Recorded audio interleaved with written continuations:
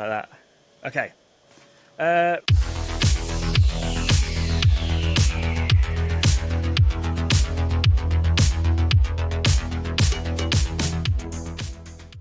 right, Neil, welcome to Rad-Ventures, the podcast that takes you on an exhilarating journey through the lives of entrepreneurs and business leaders. You are an entrepreneur, I believe. So if you don't mind, if you could tell everyone a little bit about yourself. Thank you for the intro. Yeah, so my name is Neil Criddle. I basically help to change people's lives by helping them to understand their financial information.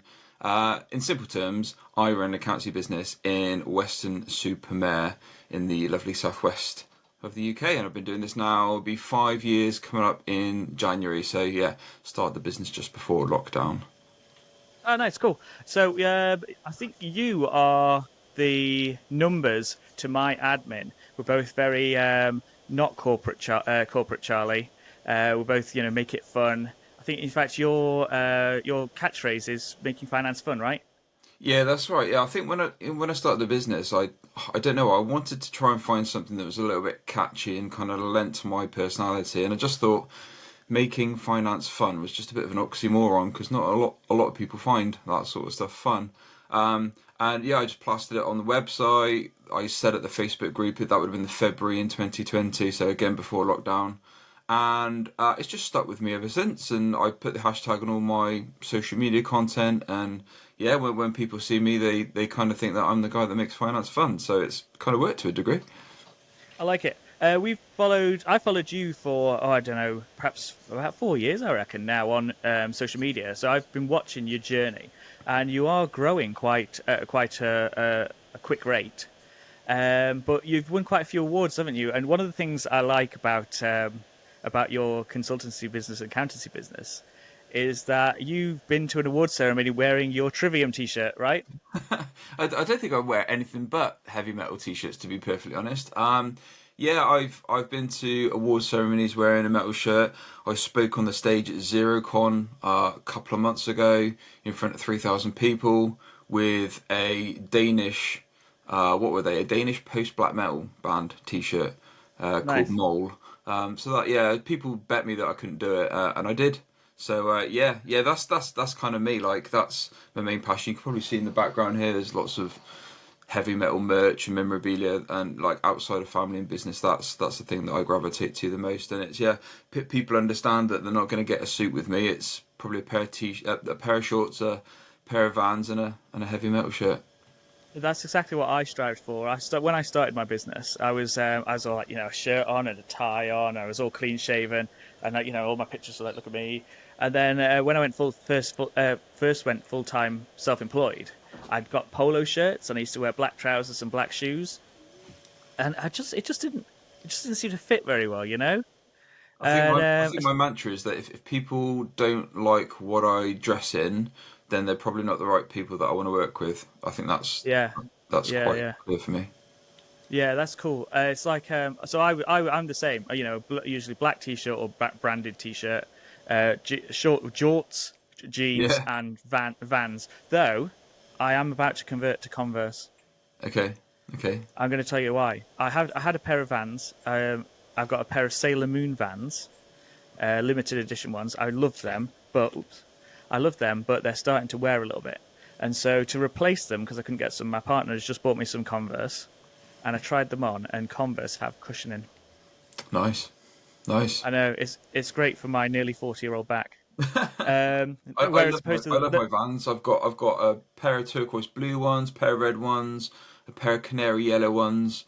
Like, people see me and they go, that's a weird bit of footwear for an accountant, but then they look up and they see the heavy metal t-shirt and everything else. So yeah, it works yeah, quite well.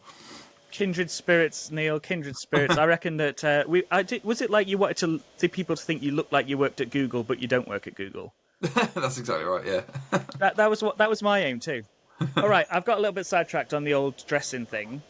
So, and we'll come back to your heavy metal thing because I know that you DJ as well, don't you? Doing Yeah. heavy metal. That's right. That Yeah. is cool. And I am a big music fan, and my genre tends to be late 90s, early 2000s Kerrang slash Scuzz music. So we do crossover in certain points. I'm sure there's some bands you like and some bands I like. So we will revisit. But we'll carry on with the podcast for now. So, is an accountant what you always wanted to be? Is that what you spoke to the school career advisor about? Well, I mean, there wasn't really much in the way of careers advice at school, to be honest. It was kind of the mantra that you did a personal statement and a CV and you went off to college. Didn't really get an awful lot of guidance. I mean, I've always been into numbers. So, as a kid, I remember probably, don't know, even before my teens, I was, sitting playing FIFA soccer on the Mega Drive, and I was writing down like the goal scorers and the stats and stuff.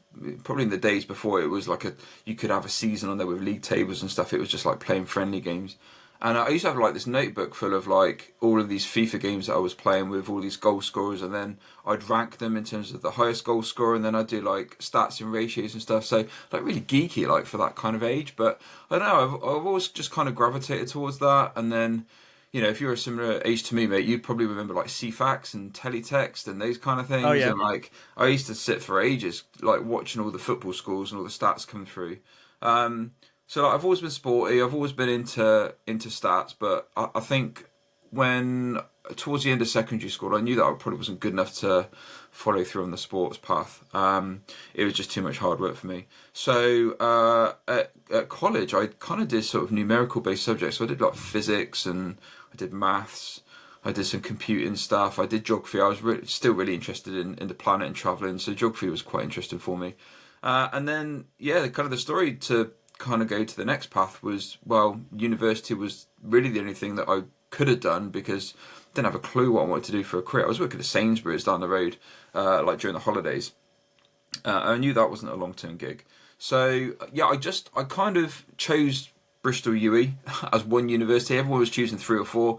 I chose the one because I didn't want to go too far from home. And I got the prospectus, right? And I started at the letter A. And I don't know, it kind of started with aerospace or something random. And then kind of went through to like accountancy, and then there was something else. And then there was like agricultural studies. And I just got bored, and I was like, you know what, accountancy is kind of numbers based. By this point, I'd probably started watching like I know Dragon's Den and The Apprentice, and got quite interested in that. So I was just like, well, let's do accountancy. And it was at the time where some universities were doing joint awards, so kind of like half and half degrees. So I decided to do accountancy and statistics, and that's kind of really where that sort of dream was born. And then yeah, just kind of first job out of uni was in credit control, so not technically accountancy, but from that credit control job, I just segued into the finance team, and the rest is history, mate. Oh, nice. So I presume you worked for a few firms after you qualified, and then Yeah, so eventually yeah, you're on. Yeah, carry on. I'd worked, so before setting the business up, I'd had probably 12-ish, maybe a few more years in industry. So, never worked for an accountancy practice before, but worked as an accountant or in the finance team in larger corporates. So, I've worked for the likes of Lloyds Bank. I've worked for Orange, the phone company that then merged with T-Mobile to become EE. I've worked for Kia Construction. I've worked for Independent Vet Care, which is Europe's largest veterinary group. So I've had kind of a lot of diverse roles, and with each role, look, I've been through a couple of recessions. I've been made redundant a couple of times. I've job hopped a bit, basically to get up the ladder because internal promotion was not happening. So I kind of probably had about 7 or 8 roles in those kind of 12-ish years. But each role was progressively getting me higher. I was earning more money, getting more seniority, and kind of enjoying what I was doing, kind of slightly more. But yeah, like kind of I mean, I've been chartered since 2012, I think it was, so like 12 years now. So I started technical, but then really quickly went into more business partnering, kind of commercial finance roles. So kind of like communicating numbers to people, and I think that's where that's really helped me in terms of how I've set the business up and how I interact with people both online and in terms of our client base in person as well. But yeah, like, that sort of 12, 13 years, yeah, working as an accountant in industry, but not in practice. I like it, and it sounds like you're smashing it. So, what made you want to go self-employed then? I think around 2018, I was working for the veterinary group, and this was a company that was probably finance team of 4. I was the most senior. turnover of about 60 million, and they're kind of their methodology was effectively they were private equity backed and they were going out to market to acquire independent veterinary practices to then consolidate them into a larger group. So this company was about 60 individual veterinary practices when I joined. About 50 million turnover, 4 people in finance. And then by the time I left 5 years later, it was 1,000 practices. They'd gone out into Europe. Finance team had gone from 4 to maybe a couple of hundred. And as you can imagine, like the culture and everything just completely dissipated, and the reasons for going into that job completely sort of eroded over time. But in my role there as head of commercial finance, I was going up and down the country, visiting veterinary practices and giving financial performance information, business analysis, reporting to the vets, to the head vets, the head nurses, and I really, really enjoyed it. And all of these vets were like small business owners, so like a veterinary practice could have been anywhere between like £100,000 turnover to maybe like 1 or 2 million. So they're like relatively small businesses, and I really enjoyed that part of my role. And then I'd come back to head office with like an action plan of what we needed to do, and then there's a load of politics and red tape and bullshit and just corporate nonsense. And I was told like, you can do this kind of, but then you can't do this over here. And I was just like stuck in the middle, and I was getting really frustrated. And so, long story short, that sowed the seeds of going, well, can I do this small business partnery bit, but on my terms? And could I do it with like local companies of different industries? And so I left that role in April 2019 to essentially brush up on my technical skills. So like doing a VAT return, doing payroll submissions. I've not done that for several years by this point. And guidance and regulatory stuff had changed as well. Software had changed. So I got a job in Bristol as a financial controller for a web design agency. And that was essentially mixing the commercial stuff, which I was really passionate about, with the technical brush up that I knew I needed if I wanted to go out and kind of create my business. So that role was kind of like a 2-year project, basically, to potentially like get some work on the side and start the business, create some socials, do a bit of moonlighting, evening, weekend work, and try and build up like a very small portfolio so that I could leave this job that I was in to then go into the business full time. But yeah, sadly I lost my job in January 2020, so I'd only been in that role for 8 or 9 months. And I spoke to the wife, and like we looked at our finances. We had 2 months worth of cash to live off, and I had a few offers to go back into Bristol in a contractor kind of position, so 6-12 month contracts. So I could have gone back into work relatively quickly. Again, having the qualifications and the experience that the contractor market was quite vibrant at the time, and I just knew that if I'd have gone for one of those roles, they were all full time, and I wouldn't have had the opportunity or the time to kind of pursue this like very kind of broad vision that I'd had. And by this point, I'd had probably 3 or 4 clients paying me on like a monthly retainer basis. So not a huge amount of work, but enough of work to think that I could potentially make this work as a full-time gig.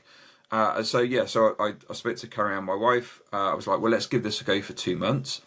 If it doesn't work, if we don't get the required amount of clients, which I think was around about a dozen, by the end of March, then I will sack this and I will go back into the marketplace and get a job. And fortunately, we got to about 14 or 15 actually by the end of March, which was amazing. And we were kind of like, wow, this is really cool. This is actually happening. And then COVID happened. And then you're kind of I thinking, know. we're going to lose everything. But in terms of like sowing the seeds and how the business started and how it was formed, it's kind of a gradual sort of 2 year process from having that really amazing job, going to something that was an absolute hellhole and getting made redundant, and then almost like falling into it that way. It sounds like you chose the better path, though.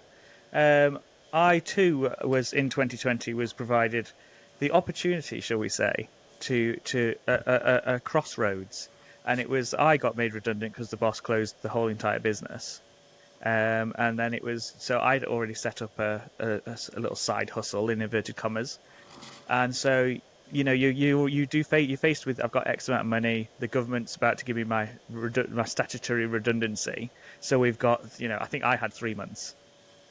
Um, and so you think to yourself, yes, you can go and get another job, and then you can sit in an office for 5 hours twiddling your thumbs and get paid for the water cooler, or you can go on a mini adventure and you can work for yourself, and you don't have to worry about being made redundant again. Yeah. And there's obviously pros and cons for both, but it sounds like you picked the right path. Because by the looks of it online, you're smashing it. How many clients have you got now? So we've got roughly 300 at the moment. And you've got quite a team now, haven't you? Yeah, we've just put an offer out for a new starter who's hopefully going to start in a few weeks' time, and that will see us to 8 people, which is amazing. Nice. Crazy. That is really cool. Smashing it. And like, what's office culture like? Is it is it you wear the t-shirts and you wear the jeans, and the Vans, but the team they're coming in their three-piece suits and their Louboutin shoes. No, like, I think one of the things that I'd learned. So I've been a manager for, I don't know, like, including this business, probably about like 10, 12 years. And I have been managed really, really well. And I've had a couple of really amazing managers in the past. But I've also been treated really badly. And I mean, the last redundancy was like brutal, like completely brutal. And for me, like, I've got thick skin now, having gone through it a few times before. This was just incredible how they treated me. So, like, those experiences plus being a manager myself, I'd like to think that, it's kind of a firm but fair approach, but I apply what I like to think a lot of common sense in terms of what we do and kind of how we operate. So, like, the guys come to work, you brought up the dress code, like, the guys come to work with whatever they're comfortable in. They can see clients if they want, they don't have to if they don't want to. Most of them do want to, which is great. I think if, what you see is what you get with me. You're like, both in terms of my personal socials and my business socials, there's no real kind of separation. And I kind of, that's a conscious effort to be myself because, like I said earlier, like, if people don't like me for who I am and how I dress, then I just don't want to work with them, right? Like, life's too Yeah, yeah, short. of course. And there are plenty of amazing people out there who do favour my approach and my style and who I would want to work with. So the guys, like, they flexible working policy. Like, most of them prefer to come into the office because we do have a bit of banter, we do have a little bit of music every now and then in the office. We work hard, we play hard. We had a social on Monday, went down the pub Monday afternoon for a few drinks. Oh, nice. They all get along well with each other. So they do like to come into the office, but they've got the ability to work from home. They've all got laptops. We've got decent perks for a small business in terms of employee benefits. They have unlimited holiday, which everyone asks me, like, how does that work? But it just does. You just apply some common sense to it. It just works. Probably half of them are studying at the moment, so we fully fund their studies. They get time off to do studies and exams, so we support people in that way. And we kind of operate in what I call a vertical way. So a lot of kind of traditional accountancy firms will have somebody that, like, does the bookkeeping, someone does the payroll, someone does the accounts, someone does the tax, and it makes it really stagnant for the team member because they're literally only just doing one task, albeit maybe for a variety of different clients. From the client's perspective, they've got like 4, 5, 6 different contacts. It's quite confusing for them depending on what their query is. So when I started the business, I was very keen to have that kind of vertical approach that says team member has a client portfolio and they'll do the VAT, the bookkeeping, the payroll, accounts, tax prep. So basically all services that we deliver for a client. So the client only has one real contact day to day, and then I come on top and do strategic stuff, technical stuff, kind of year-end reviews, those kind of things. Yeah. And that's kind of how we've operated. So the guys have got really flexible workspace, really flexible environment, and the variety of work is probably something that they might not be able to get in another local accountancy firm. So it's pretty. I like to think it's pretty cool. No, it does sound pretty cool. And like, over the years, I've experienced accounts teams and accounts departments, etc. Whether it be an internal one or speaking to them on externally with regard to chasing things up, etc. And you're right. It's like, oh no, sorry. If you want to speak to the person with that VAT, you're going to have to speak to that person. Or if you want to speak to credit control, you've got to speak to that person. If you want to speak to accounts payable, you're going to have to speak to that person. So it would be. It sounds nice that it's all in one place, or one point of contact for your clients. So yeah, over the years, obviously in small business, we all have our accountancy, etc., that we have to do, or we can outsource, depending on our sizes, I suppose. So we all know a little bit about software, I suppose. What software do you use at your firm there? So we mainly use Zero. That's our kind of preferred platform. Ah, cool. Speaking of Zero, this podcast is sponsored by Zero for this episode. No, I'm joking. But if they do want to sponsor it, it probably won't go out till like mid-October slash early November. So they can probably give me a shout, and I might throw you a little bung there, Neil, if they give enough, Well, that'd be good. I'd like to think they might sponsor my podcast first, but yeah, that'd be good, wouldn't it?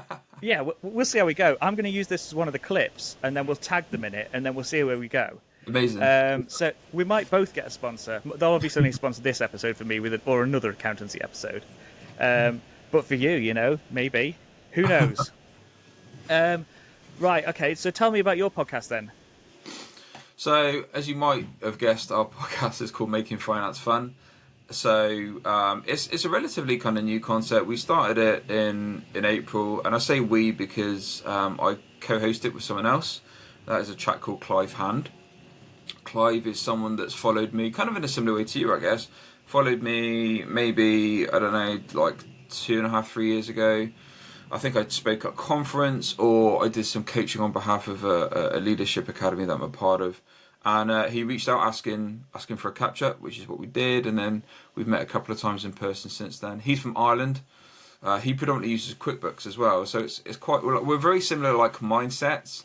We're like quite sort of dry sense of humour, personable, really engaged and proactive with our clients. So we work in a very similar way. We're very similar people, but Ireland do a lot of things different to the UK, and QuickBooks is quite different to Xero, kind of. So it's quite a good combination. So yeah, we started in April. We're doing like 2 episodes a month, like every other Friday. And yeah, we're just about to do episode 10. I think we're going to do that next Friday on the 30th. And it's going okay. It's something that I've wanted to do for a while. I knew I didn't want to do it by myself because I don't know really. I think I've got lots of ideas, but having the time to kind of go through ideas and set out themes and episodes and stuff is just, I'm just so busy. Whereas Clive's on his own. He hasn't got a team. He's got a smaller business than me. So it's worked quite well in the fact that we can sort of bounce off each other with ideas, and Clive can pick up some slack if I'm busy, and then vice versa. And nice. yeah, we've had guests and stuff. We might have a space for a VA guest. Might be quite interesting. Somebody I know might be quite interesting coming on. And it's freelance administrator. Yes, exactly that. And it's just really interesting, and it's it's opening up some opportunities, which for me it's kind of like a passion project that we're doing. We're putting it on YouTube. We'll eventually put it on Spotify and other sort of Apple other platforms. But yeah, it's good. Yeah, good. No, I like it. And I am going to go and find it and watch your 9 episodes that you've got out already. Because I do have a little interest in finance and accountancy. Some of my jobs do as a freelance administrator rather than a virtual assistant. There is a little bit of crossover occasionally. So I do some credit control for some of my clients. So I use Xero. I use QuickBooks for some. My own accountancy software I use is Free Agent because it comes free with my bank account.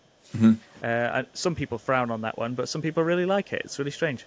So yeah, really interesting. But yeah, if QuickBooks wants to sponsor this podcast too, then they can give us a shout. Neil's podcast, they could sponsor that.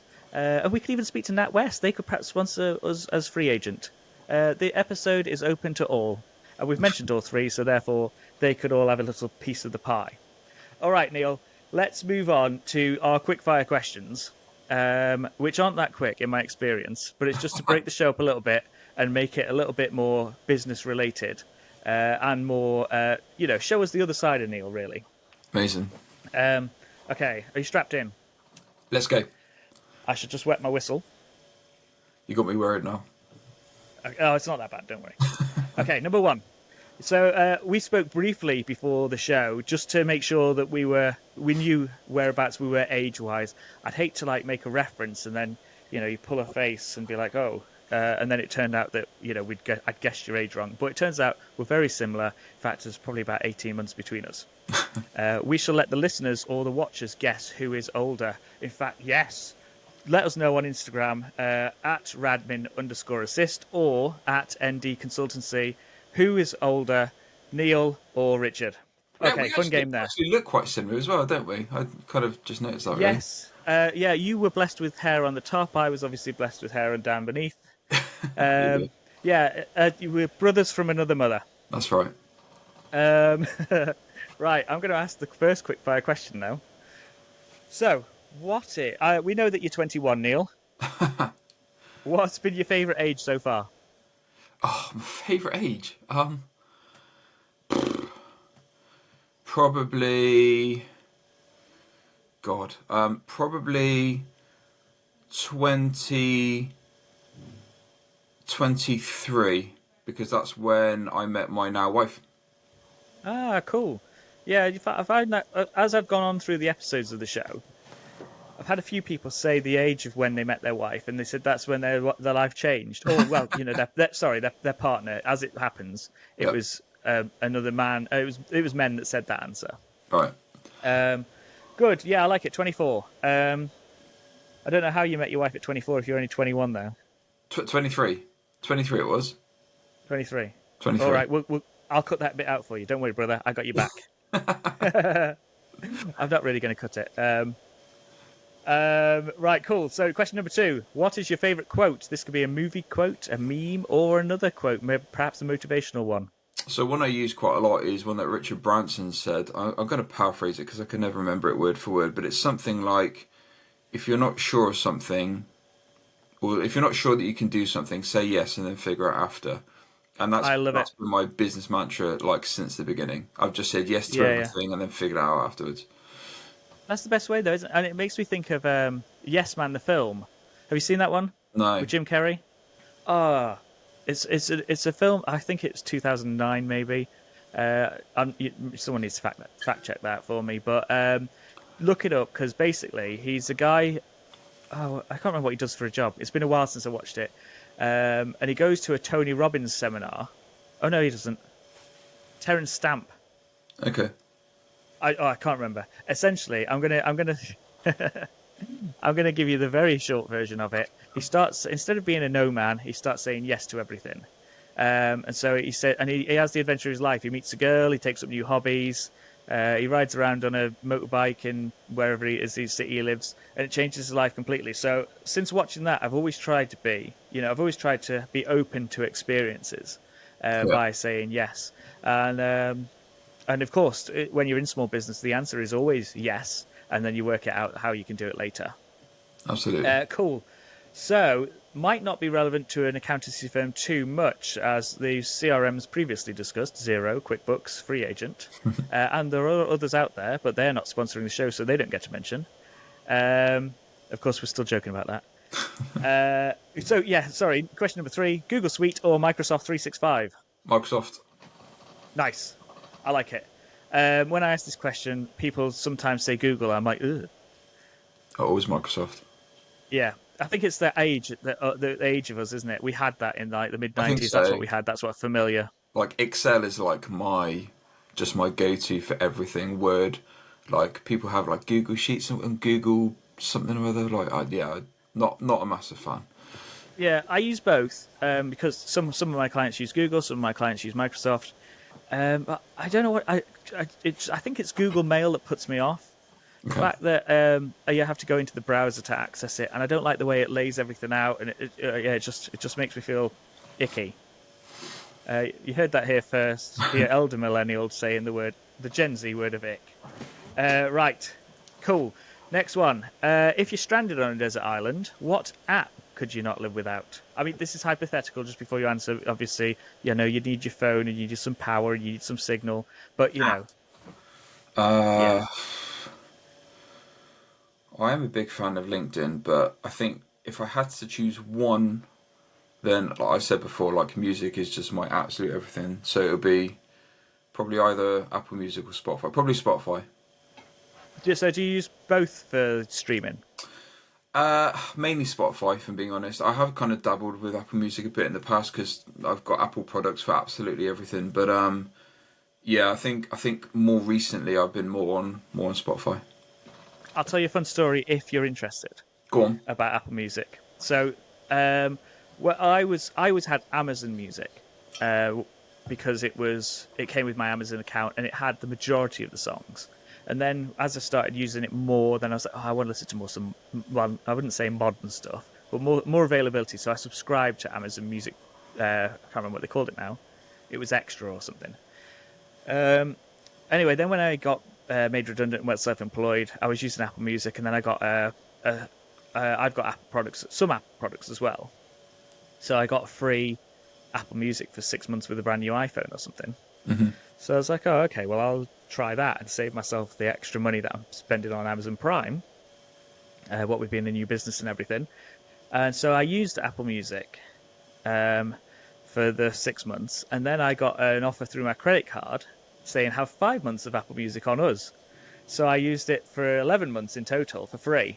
And then when they wanted to pay, I realized that the usability of it wasn't quite as good as Amazon Music. But I knew that the usability for Spotify was better than Amazon Music was at the time. So we subscribed to Spotify, and I use it every day. And I do love the Wrapped. Last year, there was people that know me that were waiting for my Wrapped to come out. um, but I spent a lot of time listening to the radio last year. I had absolute 90s on. Right. Um, through the day just as I was working. But so this year I'm making a conscious effort to improve my wrapped figures for October November time, so that I will actually see more music. But if our daughter wants to listen to a song, she's not allowed to do it on my Spotify. She has to do it on her mum's Spotify because That's I don't want that's it the problem. ruining. Yeah, Yeah, I don't want that's it the problem. ruining my music. Yeah, my Spotify was connected to our home Alexa a couple of years ago, and then I came to get my Wrapped, and then The Greatest Showman was like song number one. I was like, I've never listened to this song in my life, and it was quite embarrassing. And then I'd realised that the kids had been repeating it on the home Alexa that was connected to my Spotify. That doesn't happen anymore. Yeah, I had the same thing on my first Wrapped. It was like, yeah, the Greatest Showman was like the second best song I think on there. Can't remember what the first was. But yeah, good. Spotify, Apple Music, good choices. I like it. Yeah, I don't know where we'd be with that music, but if Spotify also want to sponsor this episode of the podcast or Apple Music, do hit me up. And even Amazon, they can try, and Absolute Radio 90s. There you go. There Just you going to start. I was just going to start sending these clips out. We'll see where we go. Where are we up to on these questions? Okay, number 5 then. How many unread emails do you have on your phone right now? go. 47. And I tell you what, when we started recording, I had 29. I get a ridiculous amount of emails. I probably get like 60 to 80 work emails every single day. It is a battle sometimes. A lot of it's spam. A lot of it is the team copying me into stuff. But yeah, like emails are the bane of most small business owners' lives. Right. Yeah, I think with this question, what we find a lot is that business emails are all on top of. If you're on your iPhone, if you put Outlook on there, your Outlook's 0, but your Apple Mail for your personal email, I've got, I don't know, a couple of thousand, I think it is. Oh, okay. Personal. Okay, let me have a quick check then. Personal. 192. It's not too bad. Is that okay? Yeah, I think so. It's all because they're all emails like, Northern Runner hit buy these shoes, they're on offer, aren't they? Yeah. And then Yeah. you get a message from Mark. Oh, I can't remember his name. He's the guy who wrote he wrote a book. Like all you get them all, don't you? James Clear with his Atomic Habits and his newsletter. And you think, Yeah. oh yeah, I'll read that. I'll read that one later. Yeah. And then you get an email from your landlord, so you delete that, and then you get an email from the local library saying, come and pick this book, so you delete that. But you think, oh, I'll go back to that email and I'll read that later on, all about Atomic Habits. and then you forget about it. And incidentally, James Clear, if you want to sponsor the episode, do give me a shout. I got his book somewhere down here in my Yeah, my work I've library. got it upstairs. I think did I get it for this Christmas or last Christmas? Still unread. Yeah, Working my way through the big pile of business books.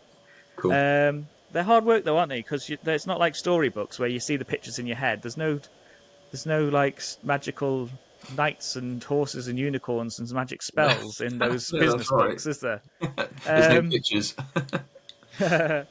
right, let's crack on with this, and I promise not to make any more sponsor the show jokes, unless it comes up as it's appropriate. So, if you could afford any car, then Neil, money's no object, or you don't need to worry about insurance, cars, tires, etc. What car are you having? What car are you having on the driveway there?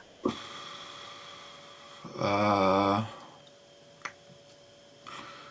I've always liked Ferraris, so some sort of a variant of an uber modern, brand new Ferrari. I've just actually treated myself to an electric car for the first time. I've gone and bought an Audi, which is Nice. people see this and they know me. They'll know that A, I'm not a fast driver, and B, I'm quite sensible. But I've actually gone and bought an electric Audi that's very, very fast and turns a lot of heads. And she's absolutely beautiful to drive. I've had her for about a month now.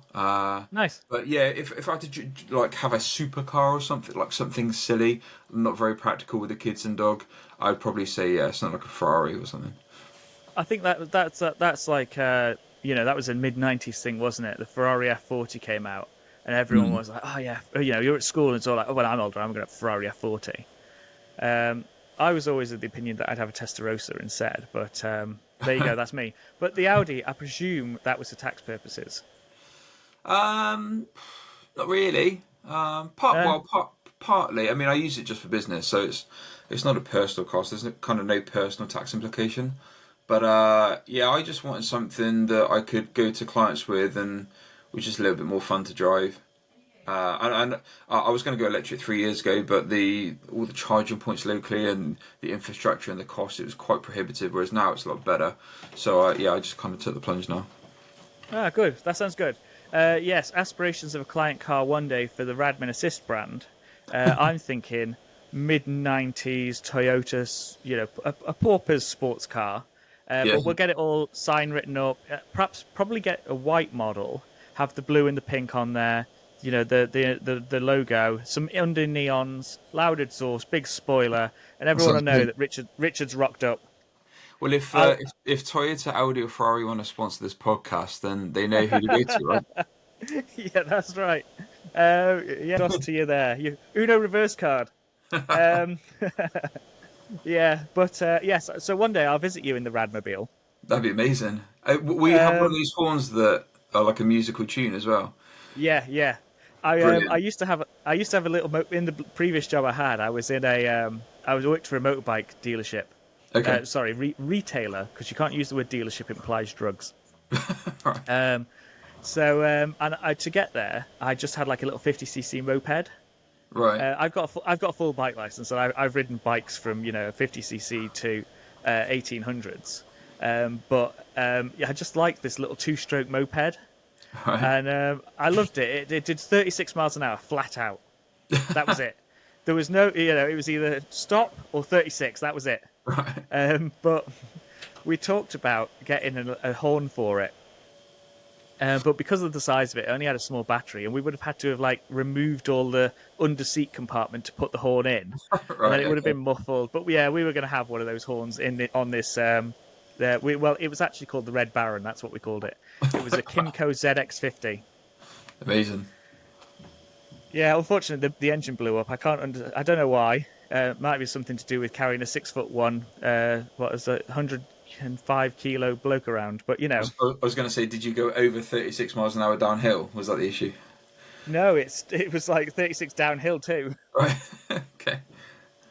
Yeah, yeah. The engine blew up though, but never mind. Not literally blew up. It just kind of blew up. Cool. So we've done our quickfire questions, and they were all great answers. So, and now is the part where, I told you that I wouldn't do another joke about sponsorship, but actually, this next part of the show is the CV Libraries most popular jobs of 2024. A quick top 10 list of yes or no if you fancy it.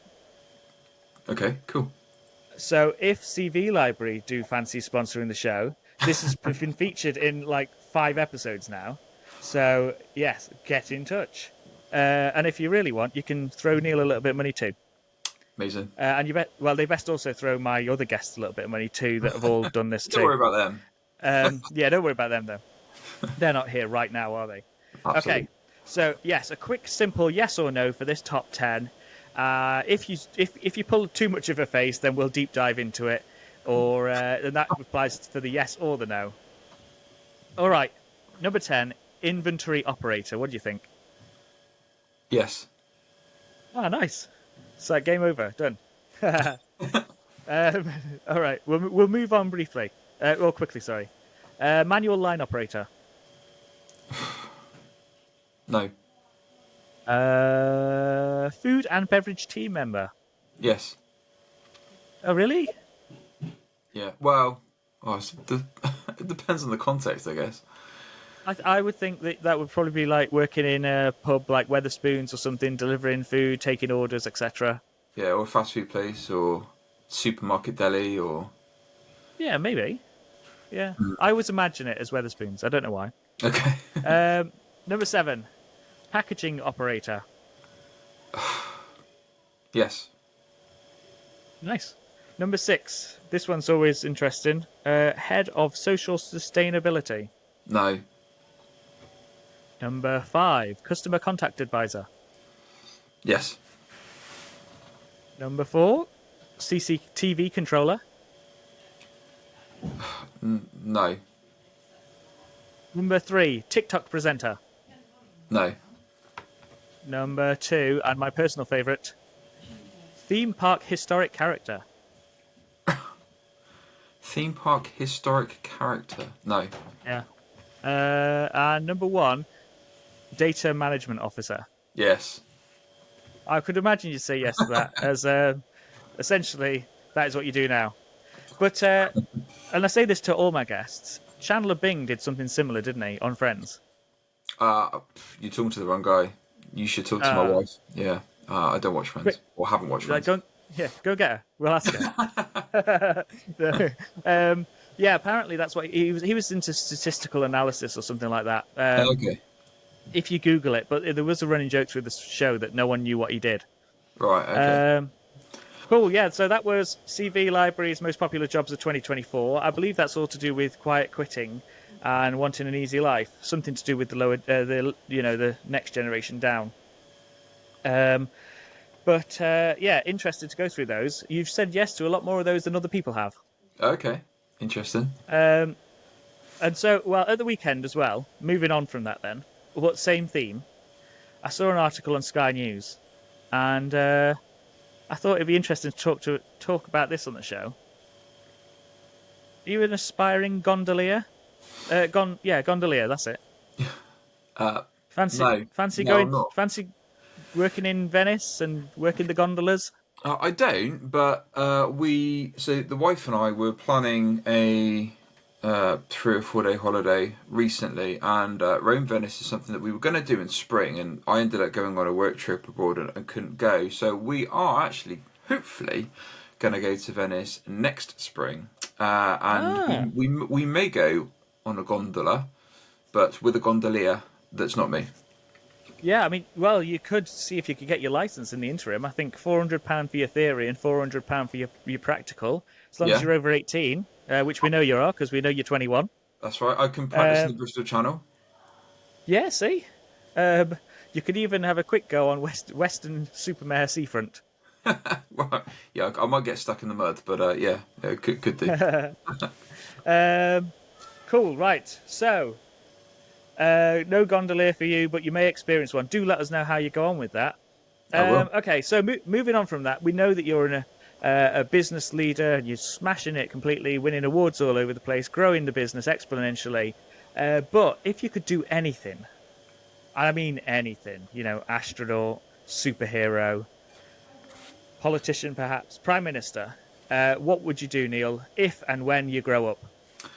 I always wanted, so in Cardiff, I think it's Cardiff or Newport, it's like quite close to me, there's an Opta office. So Opta are like the main business organisation that do statistics for sports. Well, sports, probably mainly football. I always wanted to work for Opta and do lots of football statistic work. Not quite sure what that would involve, but I'd always wanted to do that. I've always played Football Manager as a kid, so I love like stats, as I've already said, and Yeah, databases and yeah. stuff. So yeah, like I tried to apply for a couple of things, never got anywhere. I always found it quite interesting.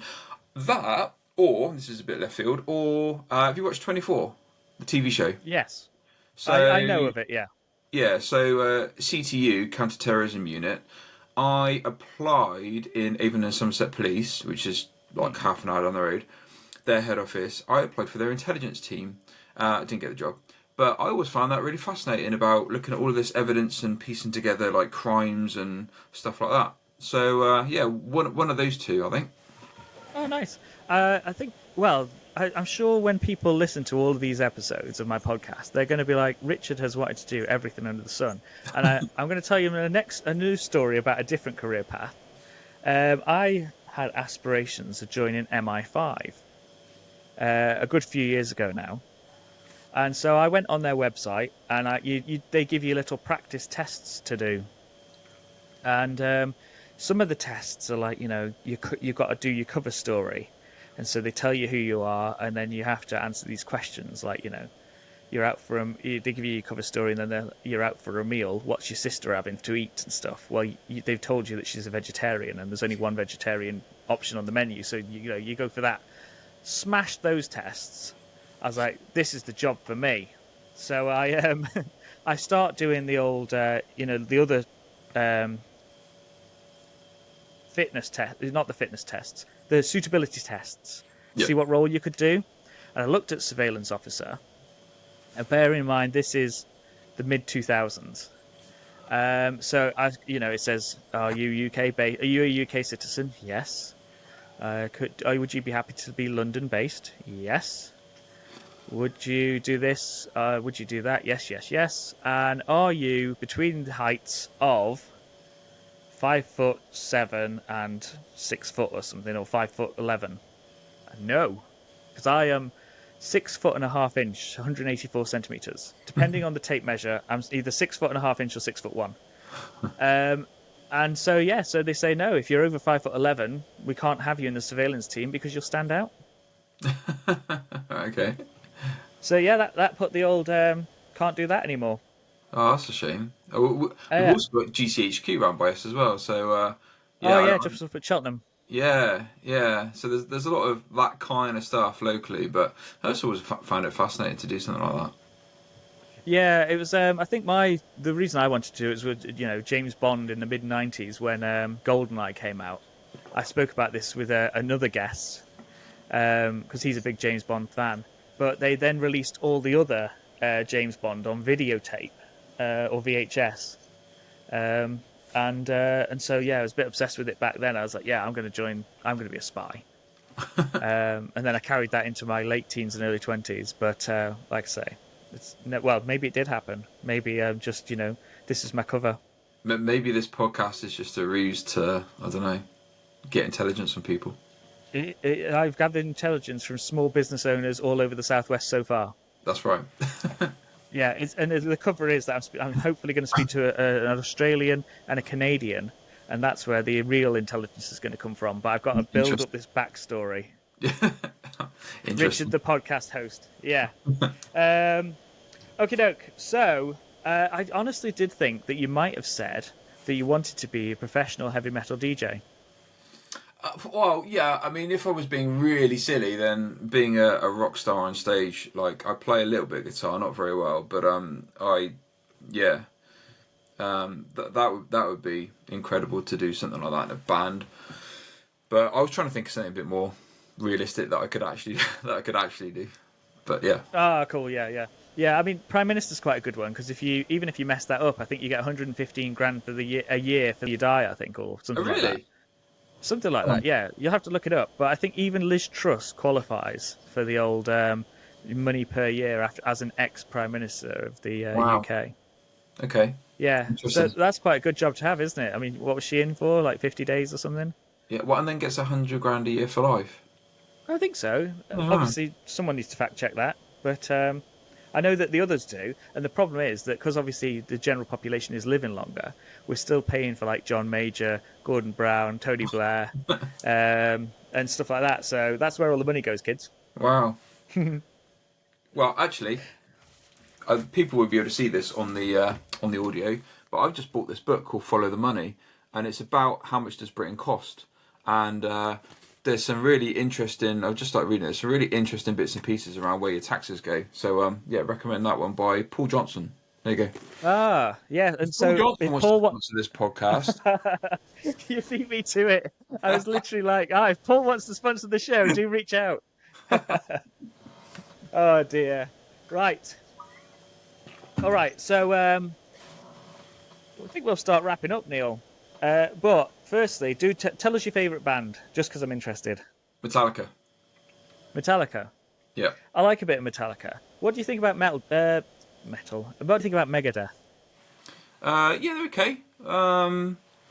Probably hit and miss for me. A few albums of theirs I really like. Some of their newer stuff's pretty good, but Because they were Megadeth were a split from Metallica in the old days, weren't they? yeah, Dave Mustaine used to be the guitarist for Metallica, and I think he left in like 83, 82, and then he went off and formed Megadeth with a bunch of other guys. Mm. And Yeah, my oh yeah, did go you on. know, did you know that Megadeth won a Grammy probably maybe a few years ago? And as Dave Mustaine walked up to collect his award, they played a Metallica song as the song going up to Oh, collect the award. whoops. I found that so funny. That's one of those. That's a faux pas, isn't it? That's what they call that. It is. It is. Cool. What do you think of Iron Maiden?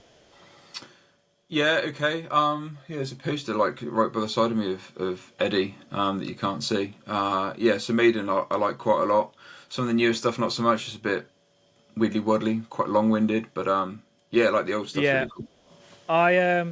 my uncle likes Iron Maiden, and he's like an Iron Maiden super fan, and Okay. so he was always a bit of a musical influence throughout my life. When I was a kid, like really young kid, he had Eddie posters all over the place. In fact, he had to take them down because they scared me. And then when in my early teens, I started getting into it, listened to all the classic albums and stuff. Some of that 2000 stuff was okay, but the newer stuff, it's a bit. It's not. I'm not a great fan of it. I've seen him a few times, and in honor of your episode, I nearly wore my "Give Me Ed Till You're Dead" tour T-shirt from Download 2003. Oh, that would have been amazing. It's upstairs, and I thought, should I wear that T-shirt? And I thought, oh, I don't know. And I obviously didn't because I just got a plain black T-shirt on. But there we go. Cool. So yeah, great to talk to you, Neil. And it does sound like you've had a rad venture over the years. Tell everyone where they can find you, even including your podcast, and then we'll do a little outro and we'll be done. Okay, cool. So yeah, most of my social media handles are at ND Consultancy. You can search Neil's Data Consultancy on Facebook. Business page is quite active. Our Facebook group is called Making Finance Fun, like I mentioned before. LinkedIn, Neil Criddle. That's kind of it. Like we experiment a little bit with. I do a little bit on TikTok, but really like Instagram, Facebook, and LinkedIn are kind of like the main platforms. And the website's www.ndconsultancy.net. Cool. Well, there you go. So I think I've said great talking to you, Neil, and I'm going to connect with you on LinkedIn because I don't think we are connected on LinkedIn, and yeah, that's that. So it might be nice to come and see you one time. And if you do need a freelance administrator to nip on your podcast, then I know one who is quite good at podcasting, I think. We would love to have you on. We'll think of some specific. You think of some specific topics that you like to talk about, and we'll get you on, and we'll have a nice little threesome on my podcast. Oh, you beat me to it as well. I was just about to say I've never had a threesome. Right, okay. That's us for now. I'll be back next week with a new guest. Thanks very much to Neil for coming on. Do look him up. And if anyone wants to sponsor this podcast, please do get in touch. All right, thanks very much. Peace out. Thanks for joining us on Rad-Ventures. Don't forget to subscribe via your favourite platform. Always happy to chat, so hit me up in the DMs, and I'll see you on the next Rad-Venture.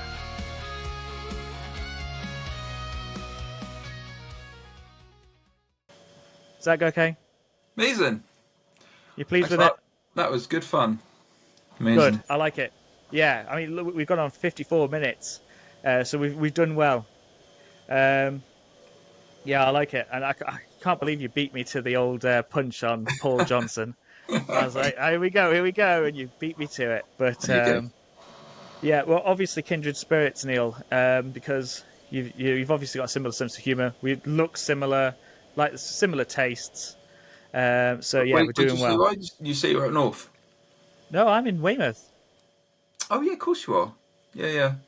Yeah, Well, not too far away. As the crow no, flies. yeah. As the crow flies, we're on the obviously the better side of the coast.